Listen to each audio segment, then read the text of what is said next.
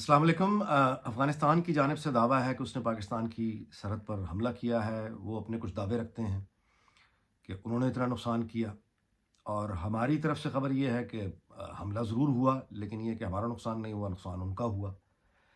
अच्छा, वॉर के बारे में कहा जाता है कि फर्स्ट कैजुअलिटी इज़ ट्रूथ, यानी पहली चीज़ जो जंग के दौरान जिसकी हलाकत होती है वो सच है, क्योंकि हर फरीक अपना अपना सच लेकर खड़ा हो जाता है।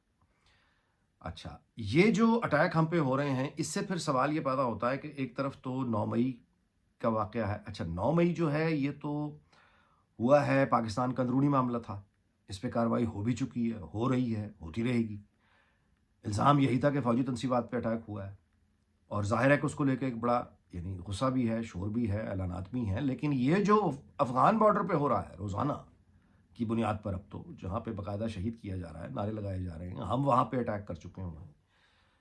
तो हमारा जो फ़ोकस है वो 9 मई पर होना चाहिए, या इस वक़्त हमारा फ़ोकस वेस्टर्न बॉर्डर्स पे होना चाहिए जहाँ पे एक जंग की सूरत-ए-हाल पैदा हो चुकी है? पहला सवाल तो ये है। दूसरी बात ये है कि अफ़गानिस्तान के हवाले से अगर हालात मज़ीद ख़राब होते हैं, जो कि इससे ज़्यादा क्या ख़राब होते हैं, आप अटैक कर रहे हैं एक-दूसरे के ऊपर। तो इन हालात में सवाल फिर पैदा होता है ना कि पाकिस्तान का कोई नेशनल नैरेटिव, कौमी बयानिया क्या है अफ़गानिस्तान के ख़िलाफ़? यानी ये तो नहीं हो सकता कि दफ़्तर ख़ारजा कह रहा है, या वो हुकूमत कह रही है कि अफ़गानिस्तान हमारा भाई है, या एसपीआर ये कह रहा है कि अफ़गानिस्तान हमारा भाई है। यानी हम कह ही रहे हैं कि हमारा भाई है, लेकिन वो रोज़ाना की बुनियादों पे जो ये नुकसानात की इतलात हैं और दावे हैं, और उसके साथ फिर ये नहीं है कि ग्राउंड एक्शन है सिर्फ, उसके साथ पूरी सोशल मीडिया की, जिसका मैंने पहले भी व्लॉग में ज़िक्र किया है, अफ़गानिस्तान के सोशल मीडिया पर एक पूरा यानी नैरेटिव वहाँ पड़ा हुआ है। बहुत कोई आप कहिए कि यानी उसकी एक प्रमोशन है, पूरा प्रोपेगेंडा है, और उसके साथ उनका एक ग्राउंड अटैक है। हमारी तरफ ये जो पाकिस्तान का नैरेटिव को सोशल मीडिया पे आपको दिखाई देता है? यानी क्या है? हुकूमत और अपोज़िशन ने इकट्ठे होके कोई मुश्तरका एलामिया जारी किया है? कोई यानी हमारा कोई इस पे कोई डिबेट, कोई पार्लियामेंट का सेशन बताया जाए कि अफ़गानिस्तान से ये वो भाई है, दुश्मन है? क्या है? और हमारे क्या इरादे हैं? यानी क्या अभी तक हम यही समझ रहे हैं कि अफ़गान तालिबान और हैं और तहरीक-ए-तालिबान पाकिस्तान वाले और हैं, और तहरीक-ए-तालिबान पाकिस्तान वालों के खिलाफ यानी गुड तालिबान, बैड तालिबान क्या अभी तक है? अभी तक है तो फिर ये तय करने वाला कौन है कि गुड तालिबान कौन से हैं और बैड तालिबान कौन से हैं? ये किसने तय करना है ना, कौन तय कर रहा है, कैसे तय कर रहा है, उसका प्रोसेस क्या है? उसमें जो कौम के लीडर हैं, उनकी क्या पार्टिसिपेशन है? सो ये बहुत संजीदा नौइयत के सवाल हैं। मैं नहीं समझता कि ज़्यादा देर इसको नज़रअंदाज किया जा सकता है। आगे चलते हैं। आज ख्वाजा साद रफ़ीक साहब, वो ख्वाजा रफ़ीक साहब के हवाले से एक तकरीब हो रही है वहाँ, और कुछ तकारीर सामने आई। उसमें राना सनाउल्लाह ने जो बात की है कि मुज़ाकरात पीटीआई और हुकूमत के जो हो रहे हैं, उन मुज़ाकरात में नवाज़ शरीफ को शामिल किया जाए, इमरान खान को शामिल किया जाए, आसिफ अली ज़रदारी को शामिल किया जाए। बिल्कुल ठीक बात है। राना सनाउल्लाह एक इंतहाई जहांदीदा गहरे सियासतदान हैं। उनकी बात को इस तरह से उठाकर फेंकना नहीं चाहिए। वो बहुत इस वक़्त हम जिन हालात के शिकार हैं, ये 3 कौम के लीडर हैं। यानी ये कि जो भी वोट बैंक है पीपल्स पार्टी का, वो ज़ाहिर है कि आसिफ अली ज़रदारी और बिलावल भुट्टो है। अच्छा, नून लीग का जो भी वोट बैंक है वो नवाज़ शरीफ है, और पीटीआई तो खैर है ही इमरान खान। तो अगर कोई मुज़ाकरात हालत जंग में अगर हम अंडर अटैक हैं, और फिर आपस में अगर एक होने का हमने कोई रास्ता ढूँढना है, तो इन तीनों की इनपुट के बगैर कैसे ढूँढा जा सकता है? ये नौकरों का काम नहीं है, ये लीडर्स का काम है, सियासतदानों का काम है। तो ये इकट्ठे होके इस वक़्त ये देखें तो सही कि यानी हम हमारा नेशनल नैरेटिव क्या, हमने किस तरह से इकट्ठे होके बैरूनी खतरात से निमटना है। अगली बात ये है कि किसी भी ख़ानदान में कोई झगड़ा हो जाए, तो उसके बाद फिर क्या होगा? अगर आपस में बात करने के काबिल नहीं रहते, तो फिर क्या होगा? फिर पुलिस आती है, फिर वकील आते हैं, जजेस आते हैं। मामला भी उसी ख़ानदान का होता है, एक ही घर का। रिसोर्सेज़ भी उनके लगते हैं, चूँकि आपस में बात करने के काबिल नहीं रहे, सेटलमेंट के काबिल नहीं रहे, तो दोनों पार्टियाँ जो हैं, वो मज़ीद पैसा खर्चती हैं वकीलों पर, पुलिस पर, निज़ाम पर। फिर फाइनली एक फ़ैसला आता है, वो फ़ैसला उन्हीं ख़ानदान से मुतल्लिक़ होता है, और फिर उसको भी तो मानना ही होता है ना।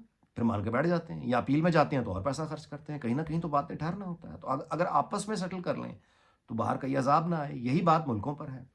अगर ये हम आपस में कॉन्फ्लिक्ट हम इसकी रेज़ोल्यूशन की तरफ नहीं जाते, कोई वे फॉरवर्ड नहीं निकल पाता, तो फिर जो पीटीआई खुश हो रही है कि अमेरिका मदाखलत कर रहा है एक ओपन, ظاہر ہے پی ٹی آئی اپنی جگہ ان کا وہ بھی ایک اپنا ایک جواز رکھتے ہیں کہ چونکہ ان کے لیے سارے راستے بند کر دیے گئے ہیں، تو وہ اب کیا کریں؟ اس وقت تو کوئی بھی آ کے ان کی مدد کرے وہ اس کے ساتھ یعنی ساتھ دینے پہ یعنی اس کو ویلکم کریں گے، ان کا نقطہ نظر یہ ہے۔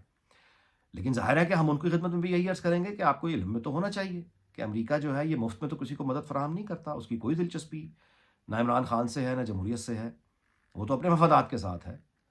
تو وہ تو ان کے پاس دو آپشنز ہیں، یا تو وہ موجودہ اسٹیبلشمنٹ اور نظام کے اوپر دباؤ ڈال کے اپنی کوئی مرضی منوا لیں گے اور خان کو بھول جائیں گے، یعنی قیمت وصول کر لیں گے اپنی، اور دوسرا طریقہ یہ ہے کہ اگر وہ پی ٹی آئی کو مدد کر دیتے ہیں عمران خان کی رہائی میں اور اس کے بعد اقتدار دلوانے میں، تو پھر وہ اس پی ٹی آئی حکومت سے اپنی پوری مدد کی پوری قیمت سود سمیت وصول کریں گے کہ ہم نے آپ کو مدد کیا تھا اس وقت میں جب آپ کے ساتھ کوئی نہیں تھا، ہم نے آپ کو حکومت دلوائی ہے، اب آپ ہمیں نہ کیسے کہہ سکتے ہیں؟ تو یہ پی ٹی آئی کو ظاہر کے علم میں ہونا چاہیے، لیکن یہی بات اسٹیبلشمنٹ حکومت سب کے علم میں ہونی چاہیے کہ وہ اگر اپنے ہی یعنی ایک ملک کی پارٹی ہے اور اس کو سپیس نہیں مل رہی اور وہ باہر کے کسی ایکٹر کو انوالو کر رہی ہے، تو قیمت صرف پی ٹی آئی نہیں دے گی، قیمت ملک دے گا، قیمت وہ بھی دیں گے۔ تو کیوں بات کو اس حد تک لے کے جایا جا چکا ہے، یا مزید کیوں آگے ایسی پوزیشن پہ کھڑے رہنے پر اصرار کیا جائے کہ بیرونی طاقتوں کو دعوت ملے کہ وہ آ کے یعنی مداخلت کریں، اور ان کی مداخلت کو لوگ یا قوم کا کوئی حصہ یا کوئی ایک سیاسی جماعت ان کو ویلکم بھی کرے؟ کیوں معاملات کو یہاں تک آنے دیا گیا ہے؟ کیونکہ باہر والے جب آئیں گے تو وہ اپنی قیمت ضرور لیں گے، دونوں سے لیں گے۔ اچھا، یہ بات کہ پی ٹی آئی کو کسی طرح سے ہم یا یہ کہ ایڈمنسٹریشن یا یہ کہ حکومت اس کو ارریلیونٹ کر دے، دبا دے، تو وہ سارے کے سارے طریقے آزما کے دیکھ لیے، نہیں ہو سکا۔ پیپلز پارٹی کو جنرل ضیاء الحق کی 11.5 سال کی حکومت نہیں اس کو ختم کر سکی، اس کا وجود سیاسی۔ ہاں یہ ضرور ہوا کہ لوگ ڈر کے مارے وقت گزارتے گئے، جیسے ہی انہیں موقع ملا وہ بے نظیر کے استقبال کو بھی گئے 1986 میں، اور اس کے بعد 88 میں انہوں نے ووٹ ڈالے، جس طرح سے وہ جتنا بھی ڈال سکتے تھے ڈال لی ہوئی، لیکن انہوں نے بہرحال اپنا کام لوگوں نے کر دیا، اور سندھ کے لوگ تو آج تک کھڑے ہوئے ہیں۔ پنجاب میں پیپلز پارٹی کو جنرل ضیاء الحق نے ختم نہیں کیا، پنجاب میں پیپلز پارٹی کو خود مطلب ہے پیپلز پارٹی کی پالیسیز نے، ان کی عدم توجہ نے، بعد میں پھر آصف علی زرداری صاحب کی پالیسیز کہیں یا بلاول بھٹو صاحب کی پالیسیز کہیں کہ انہوں نے فوکس انہوں نے خود پنجاب میں پیپلز پارٹی کو ختم کیا اور لوگوں نے پھر اس کو ووٹ آؤٹ کیا، اس طرح سے پیپلز پارٹی ریلیونٹ ہوئی ہے، وہ بھی پنجاب میں، سندھ میں تو نہیں ہوں، سندھ میں تو وہ موجود ہیں۔ یہی معاملہ نون لیگ کا ہے، پرویز مشرف نے پوری طاقت لگا لی نون لیگ کا سیاسی وجود پنجاب میں ختم کرنے کے لیے، نہیں کر سکا پرویز مشرف۔ 2008 میں جب نواز شریف آیا، کوئی الیکشن کمپین کی بھی ضرورت نہیں خاص پڑی، اور وہ ووٹ لے گئے تھے۔ اس طرح سے نہیں کسی سیاسی جماعت کو ختم کیا۔ نون لیگ کو پنجاب میں کس نے ختم کیا؟ نون لیگ کو پنجاب 2018 تک نون لیگ انٹیکٹ تھی، نون لیگ کو پنجاب میں آخر کار جو ختم کیا ہے وہ خود نون لیگ کی قیادت نے کیا ہے۔ جب لوگوں نے ان کو ووٹ آؤٹ کر دیا، انہوں نے یوتھ کو ڈسمس کر دیا، اس قابل نہیں سمجھا، انہوں نے ان کو ووٹ آؤٹ کر دیا۔ تو جب ووٹ آؤٹ کر دیا تو اب نون لیگ بالکل ایک ہوا میں ایک غبارہ ہے، اور نہ اس کے اوپر ہے کچھ نہ نیچے ہے۔ تو پرویز مشرف یہ کام نہیں کر سکا، یہ کام لوگوں نے کیا۔ تو یہ دونوں مثالیں پیپلز پارٹی کی لے لیں یا نون لیگ کی لے لیں، پنجاب کے اعتبار سے دونوں جماعتوں کو غیر مؤثر ان کی اپنی پالیسیز نے کیا، یہ کام ضیاء الحق یا پرویز مشرف نے نہیں کیا۔ اسی طرح سے جو موجودہ اچھا وہ تو دونوں فوجی حکومتیں تھیں باقاعدہ، ضیاء الحق کی اور پرویز مشرف کی، یہ والی اس طرح کی فوجی حکومت تو نہیں ہے۔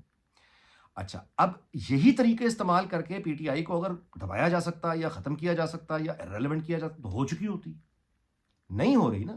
تو اس کا مطلب یہ ہے کہ پی ٹی آئی کا علاج پھر وہی ہوگا، سیاسی علاج، کہ یہ لوگوں کو ڈسمس کریں یا لوگ ان کو ووٹ آؤٹ کریں، یہ ہے فطری طریقہ جو پہلے دونوں جماعتوں کے ساتھ ہوا، وہی اس کے ساتھ بھی ہوگا۔